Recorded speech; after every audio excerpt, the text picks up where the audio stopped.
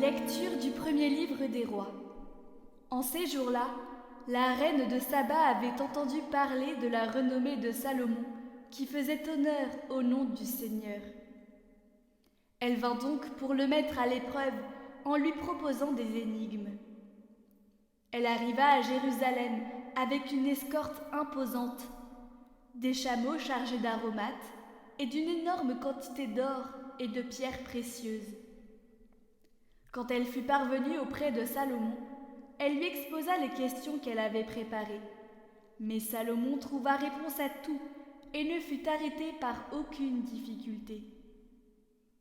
Lorsque la reine de Saba vit toute la sagesse de Salomon, le palais qu'il avait construit, les plats servis à table, le logement de ses officiers, la tenue du service et l'habillement des serviteurs, ses sommeliers, les holocaustes qu'il offrait à la maison du Seigneur, elle en eut le souffle coupé, et elle dit au roi : « Ce que j'ai entendu dire dans mon pays, sur toi et sur ta sagesse, c'était donc vrai.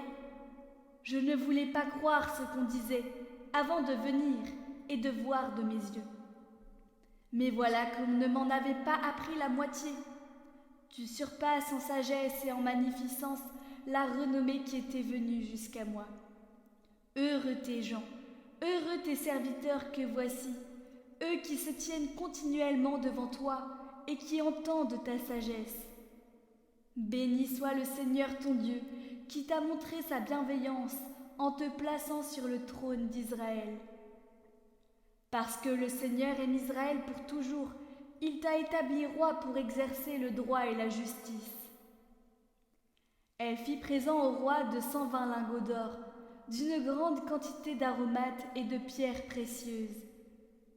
Il n'est plus jamais venu une quantité d'aromates pareille à celle que la reine de Saba avait donnée au roi Salomon.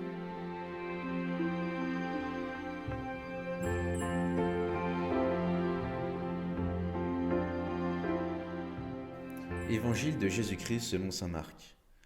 En ce temps-là, appelant de nouveau la foule, Jésus lui disait : « Écoutez-moi tous et comprenez bien. Rien de ce qui est extérieur à l'homme et qui entre en lui ne peut le rendre impur. Mais ce qui sort de l'homme, voilà ce qui rend l'homme impur. » Quand il eut quitté la foule pour rentrer à la maison, ses disciples l'interrogeaient sur cette parabole. Alors il leur dit : « Êtes-vous donc sans intelligence, vous aussi ? Ne comprenez-vous pas que tout ce qui entre dans l'homme, en venant du dehors, ne peut pas le rendre impur, parce que cela n'entre pas dans son cœur, mais dans son ventre, pour être éliminé ? C'est ainsi que Jésus déclarait purs tous les aliments.